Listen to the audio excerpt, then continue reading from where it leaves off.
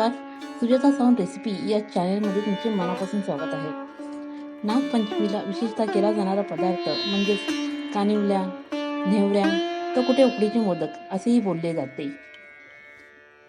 तर तोच पदार्थ मी यूट्यूबवर तो व्हिडिओ अपलोड केला आहे, तोही स्टेप बाय स्टेप.